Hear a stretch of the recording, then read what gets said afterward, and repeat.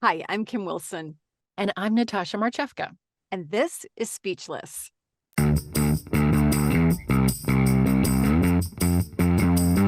Speechless.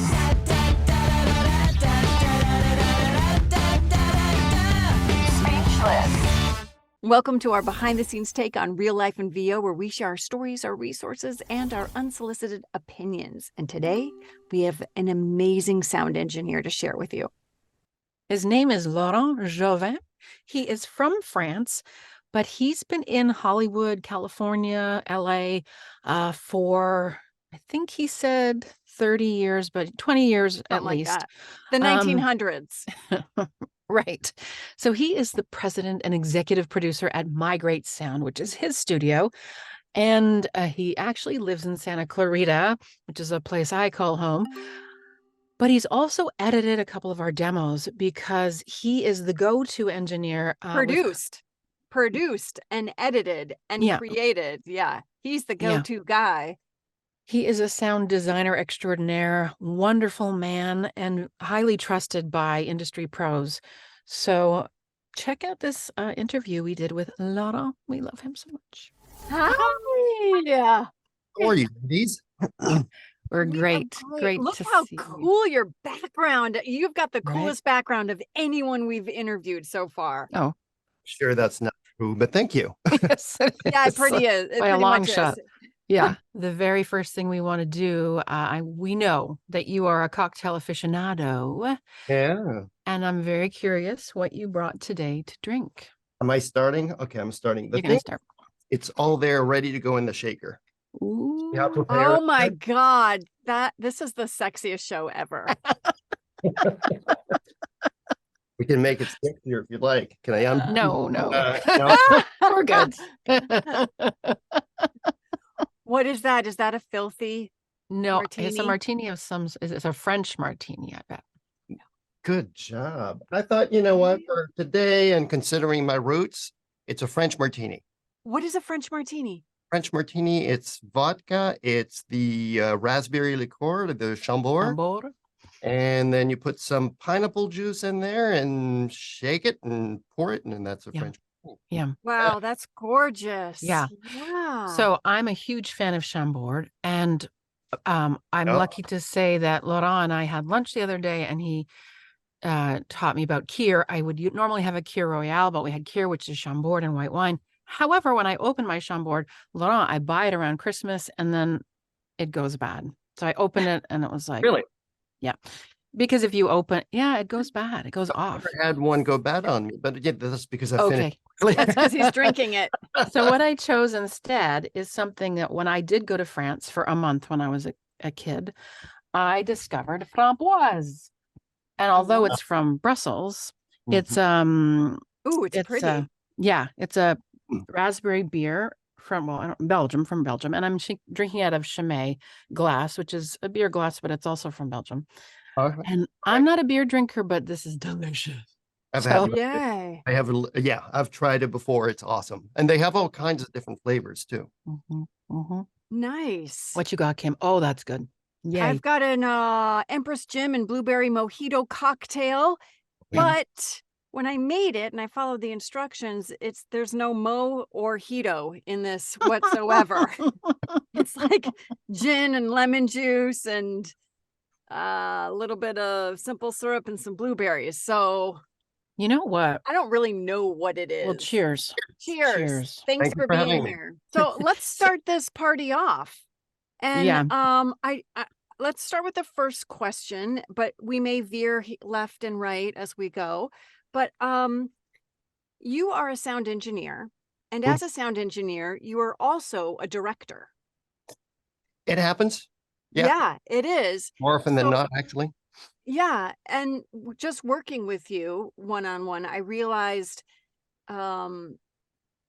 you probably have a lot of experience in defining what makes a voiceover really exceptional and what makes a mediocre voiceover talent. And I was wondering if you could talk about a little bit of the two in your experience, and then teach us how to make our performance stand out.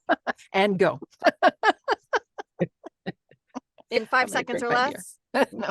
The thing is, some people would be probably more suited than me to answer the question. I mean, agents or casting Sure. directors or directors, people that do this really on a day-to-day basis, and they do this all day long.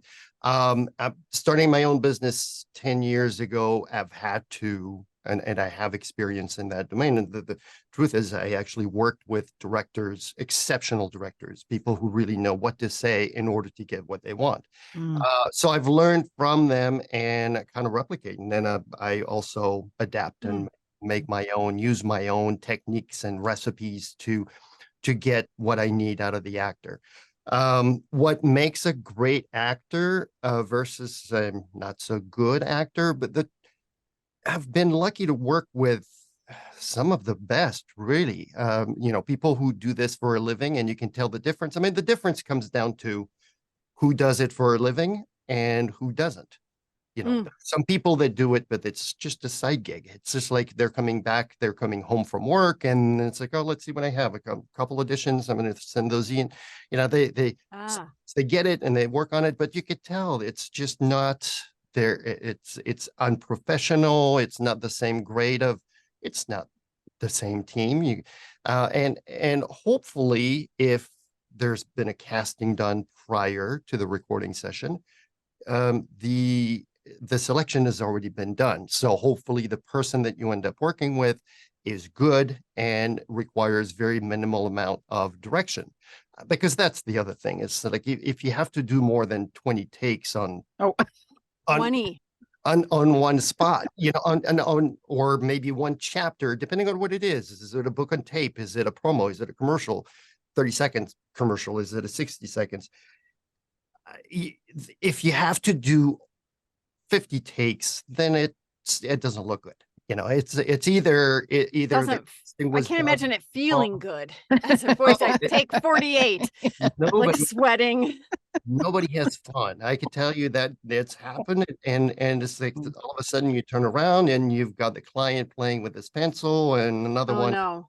It's like you lose interest and everyone is kind of getting a little antsy. So no, it's not a good situation to be in. And we try to avoid those by following the steps. And that's why casting is super important. And everyone is involved from the agent, the casting director, the client. Everyone has to say something about it. Everyone, making sure that everyone likes the person that we pick.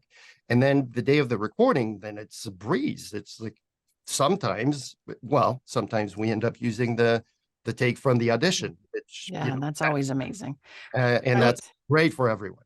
I want to steer this question a little bit and just say, there's great actors and non-actors, but you're not always going to get a great performance out of everyone. Everyone has a day, an off day or whatever. So in terms of the performance, the question of exceptional voiceover performance versus a mediocre one. So you have an awesome actor. What do you think sets that apart? Does it depend on the genre?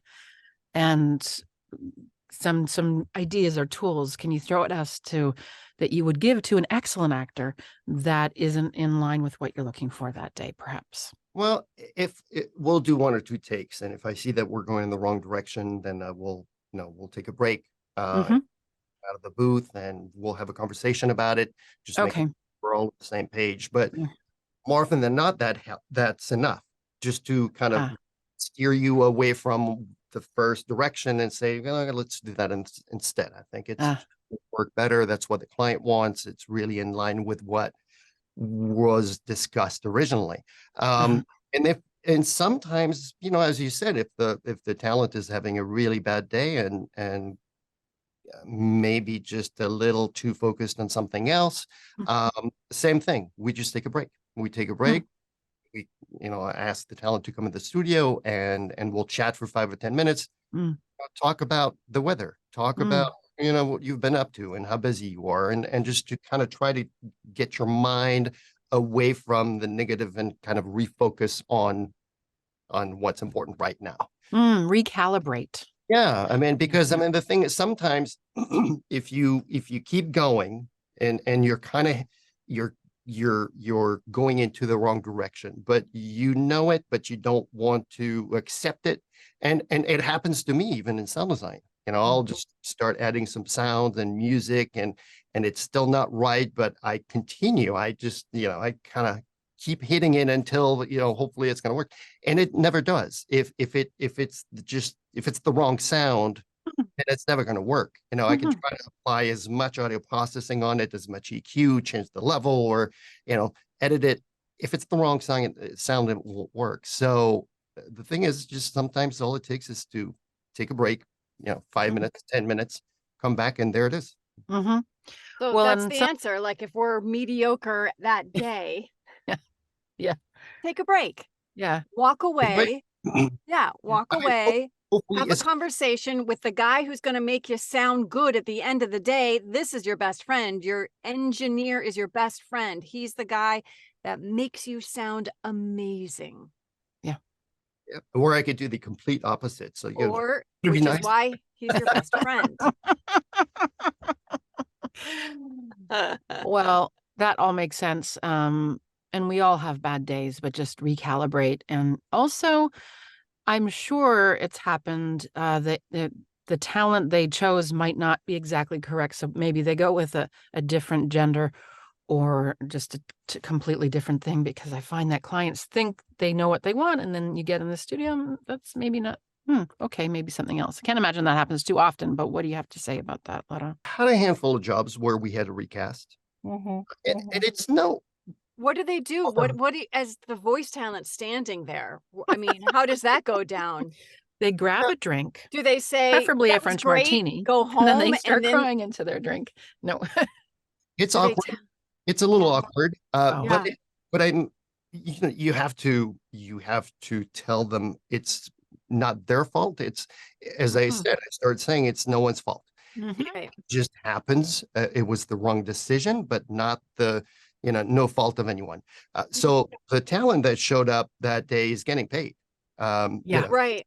Absolutely. And if not, maybe just I can't remember when it happened exactly, what happens. It depends how deep you go into the recording session. There's the recording fee, it's paid in full. And then maybe you get like one spot. But truly, even if it's one spot in a tag, they get paid for everything because they showed up. They're here to do the job. It's not their fault if the client has all of a sudden a change of mind. So no, and it's okay. It's fine if there's no if it doesn't need to be on the air right away. They have another week. Sometimes they just cast. They go back to the original casting and say, you know what, let's get that person. But So, it's not as bad as one time. I don't know how it happened, but we had casting done, and the client picked one person. And whatever the name was, I can't remember the name, honestly. So That's good. just go with Frank. They picked Frank. And the day of the recording session, Frank shows up. So I say, hi, hey, how you doing? Congrats on the job. Okay, well, client is ready. Are you ready? Let's go in the booth. So put him behind the microphone. we start recording, and we're all kind of like scratching our heads, like, just doesn't sound the same. So let's play back the audition. Turns out it was the wrong person. So somehow the wrong person made it to the actual recording, but they wanted someone else. So whether, I don't know, maybe the slate was wrong, maybe the file name was wrong, or maybe renamed and mixed up, and oh my gosh, that was a little weird. oh my gosh. What's your name again? Oh no, my name is Bob. Oh no, we wanted Frank. We thought it was Frank. That's embarrassing for That is for the embarrassing. guy. Yeah. Can you tell the first couple reads are generally kind of getting the nerves out for most people? I mean, is that clear to you? Because Well, yeah. I feel like all the sessions I do in person, I always just say, let me just get the nerves out and read this once through, and then we can roll into it. Yeah, it's a pretty good idea because, I mean, honestly, you could do this before you just kind of get it out of your system before you actually get on the line with the studio, the client, whoever. Yeah, that doesn't work for me, but okay. You need an audience.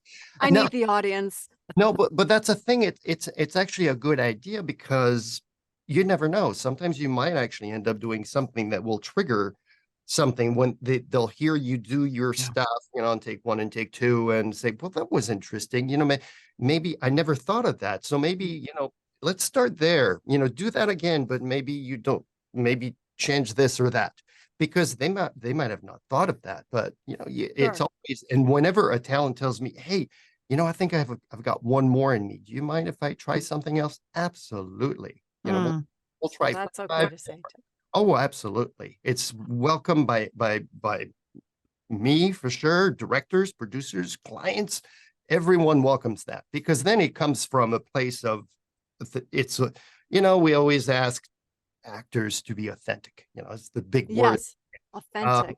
To be authentic, to be genuine, own it, own the words. And well, there's nothing better than actually delivering something without being directed.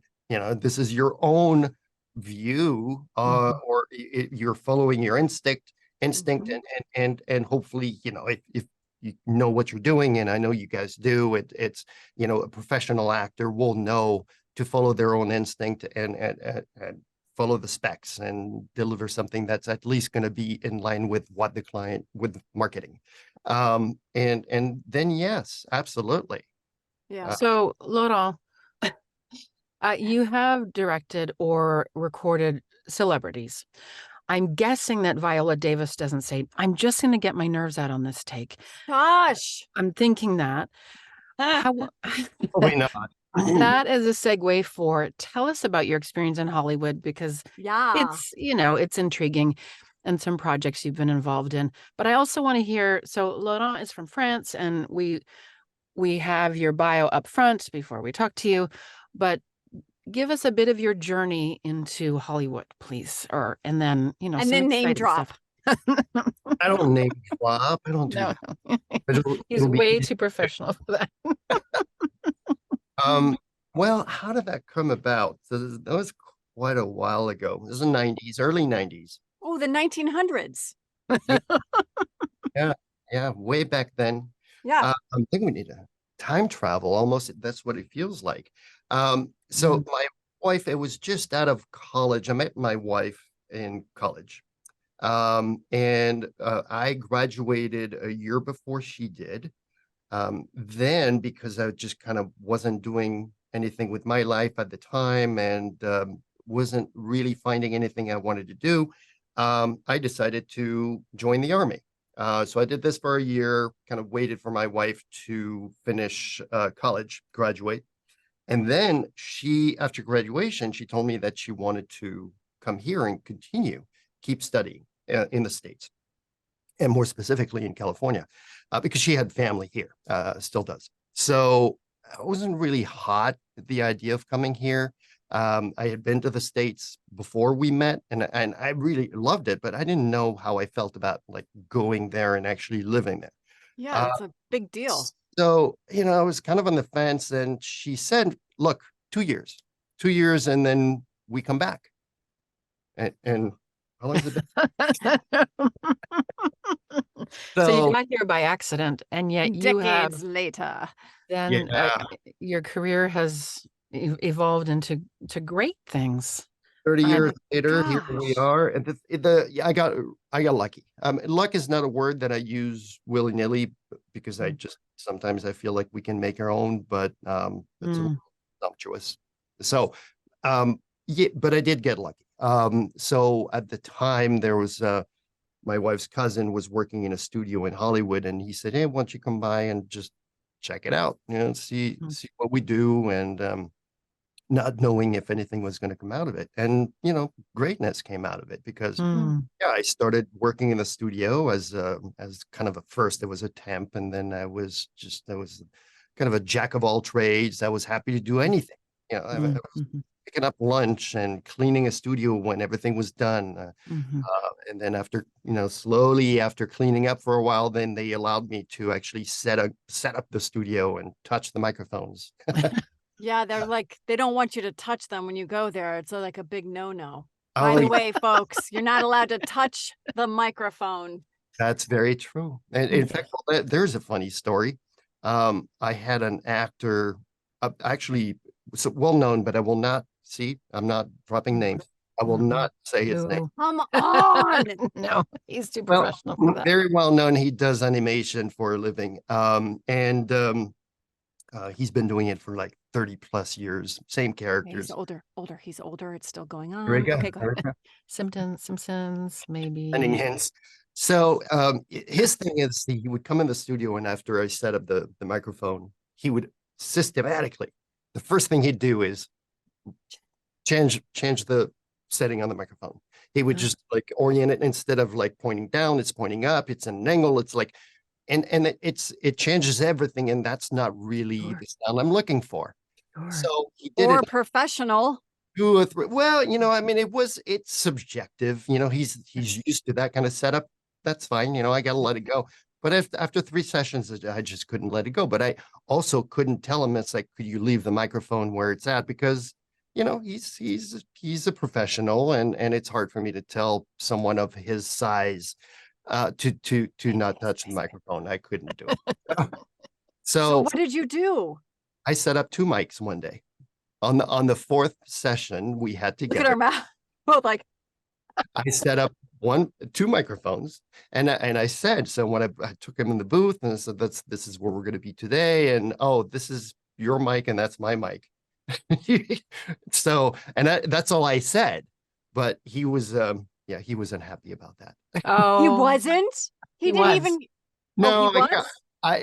No, he wasn't happy. No, I kind of Oh. hurt his feelings a little bit. I guess I should have been more open. How- Maybe we should have communicated a little bit more. I did ask him. What did you say? This is after- yours to play with, and here's the professional one. Yours, mine, change that one as much as you want. I don't have Because it's not hooked up. Because it's not plugged in. I was recording 2 tracks, but I ended up using my mic, and I mean, he was fine. He was nice about it. Are But you still I- friends today? Laurent, are you still friends? no, but I mean, we were never. It's like it's someone I know, someone I talked to once in a great while, but we haven't worked together in years. So Yeah. Okay. So it No wasn't harm, no it foul. wasn't the defining moment of the fracture of the friendship, right? Yeah, I need a drink too. Sorry. I'm almost done mine, so I can talk. But- All right. So I will continue by saying that Hollywood was awesome. Yeah. I mean, the decision we made a long time ago to come here has, and I've met the right people. I've really had people that propelled me, allowed me to propel myself in this industry, and gave me great freedom to do this. In addition to learning from some of the greatest in the industry. I worked with, celebrities, and that was a lot of fun too. And in spite of everything we say about them, I think they're pretty darn cool and respectful for the most. sure. Yeah. Well- What's the most fun thing you've ever worked on? I know, most sorry, I diverted, but I need to Is know. Are you talking about actors, or was it fun because it was like someone very specific? Fun for you. Fun for Fun you. for you, yeah. What Because was I the mean, there's most- different kinds. The thing is, different. If it's a lot of sound design, for example, I'm in heaven. I'm Ah. if a job comes my way and they say, we need to create this kind of attitude, this kind of emotion, this always sound. Mhm. That for me is Disneyland. I mean, we're talking about Disneyland. Actually, the Disney client that I've worked with for many, many years, and they always ask for amazing sound design. So that was always a lot of fun to work on those projects, because it's like having a blank, empty canvas, and you paint with sound, music, and voice track. You create emotion. Absolutely. Well, it starts with you guys. It's just like I you don't know. Well, maybe it's no, yeah. maybe it's a collaboration, but wow. teamwork. How did 2 pretty young girls Like get to us? work with yes. Pretty Her- young her girls. get to work with Laurent Jouvin? Well, I'll tell you how. A quick catch up on Speechless. This season, you can win cool prizes. Yes, Very in cool. December by signing up for our newsletter. You can do so at speechlessvo.com. And when you sign up for our newsletter, you receive it the day of the show. We have shows every second week now, and you get all the key takeaways and the resources. No notes. No notes. You don't have to take notes. You'll have it all in one place. So that's awesome. Also, we want to say thank you to this season's sponsors, the Center Cam, which we are using right now. Yeah, show them the difference. You can see eye to eye, or we can look like that to our clients. Eye to eye, folks, right? What a difference. Yeah. And we're also thrilled to say that a fourth friend has bought a StudioBricks booth, by the way. So if you've bought a Center Cam or StudioBricks booth, we would love to know. And also, we have a 15% off code for Tina Marasco's amazing course called The Library. If you sign up for our newsletter, you will get that as well. All right. So on with the show. How did two pretty young girls get to work with, yes, pretty young girls get to work with Laurent Jouvin? Well, I'll tell you how. Because our coaches who will do demos for us, Laurent is the go-to engineer for their demos. So that's Elaine Craig. Too. Yeah, Elaine Craig and Jeff Howell use your services, I know, all the time for demos or whenever they can. And that's how we lucked into meeting you. And let me just say, being directed by you is heaven. Watching you and Elaine Craig collaborate and go back and forth in your direction and where you want to take the spot was magic for me. I loved it. It's so fun. It's a lot of fun. Every day was like that. Yeah, especially working with Elaine, because just Elaine has been doing this long enough to know exactly what to say and when to say it, and she has this ability to talk to the talent in such a way that just you know, with very few words she can get it out of the talent. Wow. And it's almost like a different. Sometimes it could feel like a different language because clients, when clients say what they want, it's basically thanks, but no thanks. I mean, it's like a lot of clients say, you know, I'd love the voice to sound this way. And it's like, well, okay, but that, you know, if they actually had to direct the talent directly, we'd be in trouble. So Elaine is here to buffer, you know, to create this kind of buffer between the client and the actor, show information from the client and then translate it into words that actually make sense. So good.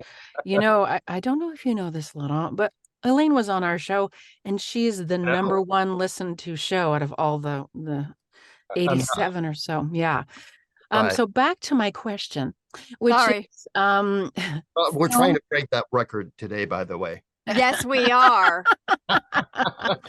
We have high hopes. I could tell you also that for the most part, we actually dial it back a little bit when we do radio. Yeah. What? That feels new.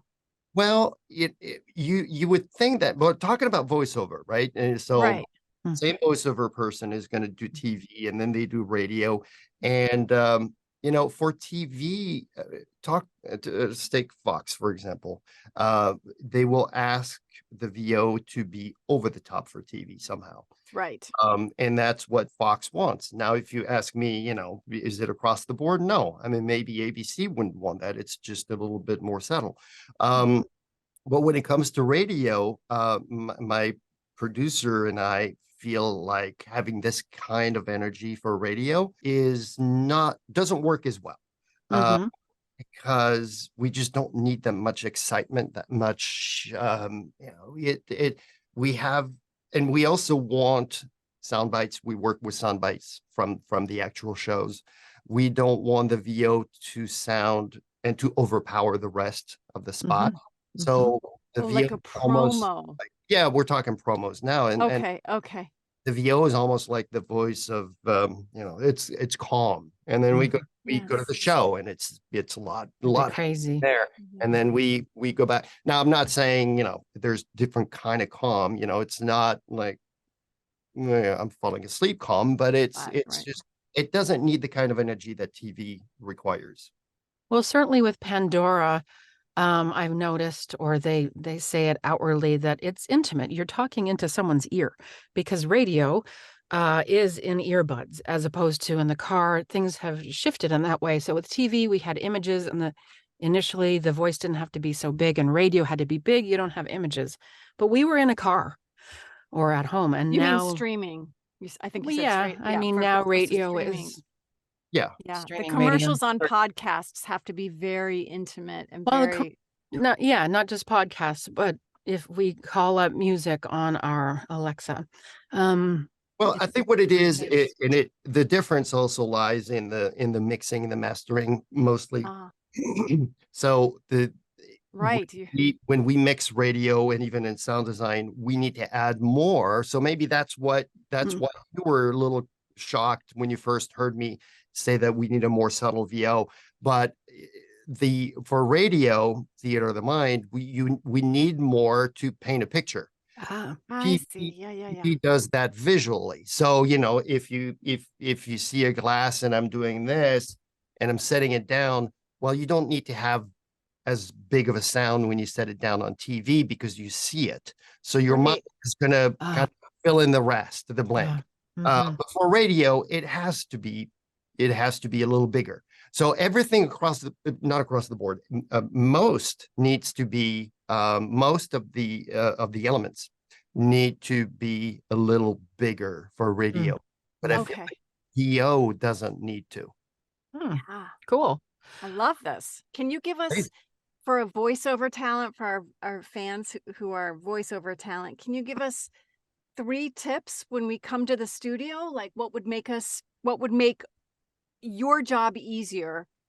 What can we do to make your job easier, to be the best voice actors we can be for the engineer? Well, that's a good question. I don't know that you could do, for me anyway, I don't know that you could do anything you could prepare, because you'll get the script a day in advance. And there's number one, prepare. Make sure you know the words, because the more you know the words, the more likely Jesus. Know the words. The more likely you'll be to own the words and make them your own. But as far as everything else is concerned, it's just, well, actually, no, yeah, there's more. Because now, as you both know, very few people actually come to the studio. The ones that come, believe it or not, actually are now celebrities and semi-celebrities who actually don't care about having a booth at their studio at their house. So which is why Natasha and I will be coming shortly. I wish. No, you have a beautiful booth. Yes, we do.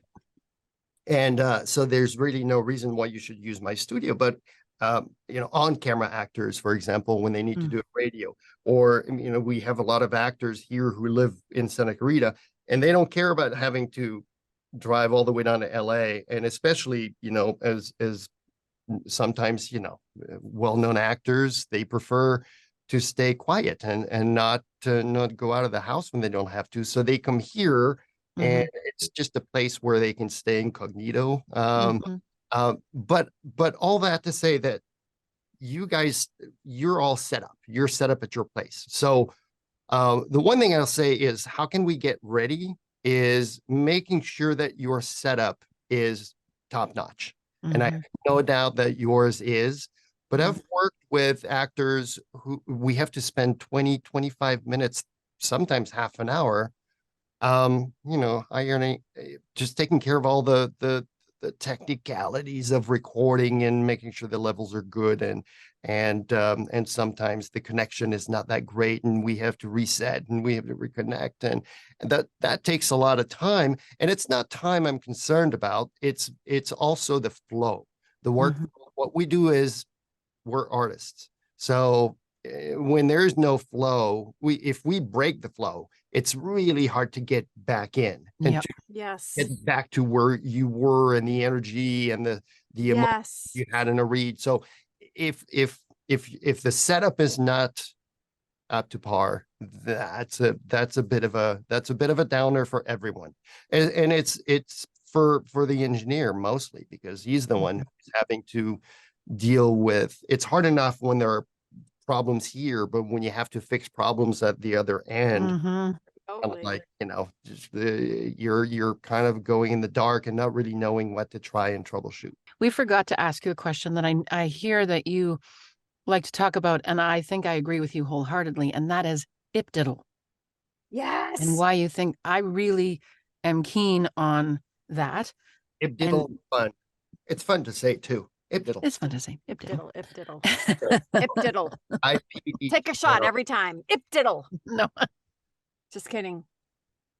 IPDTL is fun. Again, it's a little subjective. I know that Source Connect is still number one. And I don't know why, but it is. And all the actors that start in the industry are being told by their agents that they have to get Source Connect.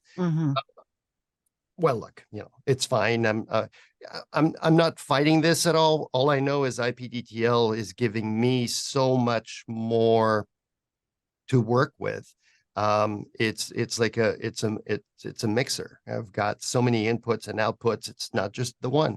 And the other good thing about IPDTL is I pay for it, so that the actor doesn't have to. Right? We don't pay for it. It's amazing. So that doesn't make sense that we wouldn't be asked to use it, because we don't have to set up. We just click and I there think we it's are. a matter of education. All you do is Kim, last week we did it, and all you did is you received a link, you click on it, and there you were connected. Boom. And it's free for you, and we pay for it, and it makes sense as a production studio. Now, when a studio tells me, here's the other thing, it's like what I could say. Actors are telling me, do I need Source Connect? Well, I'm not going to say no, because you've been told you need it by your agent and by maybe a couple clients you've worked with. So I'm not going to say no. And it's like I tell them, you do what you want. But all I could tell you is, if I have to work with a studio that tells me you need to use Source Connect, I tell them, it's like, what can we do IPDTL instead? And 100% of the time is, oh yeah, absolutely. So the only reason people say Source Connect is because, it's easy. It's like everyone knows about it. It's like, tell me a brand for an electric car, Tesla, because that's all you see. That's what everyone drives. But there are plenty more.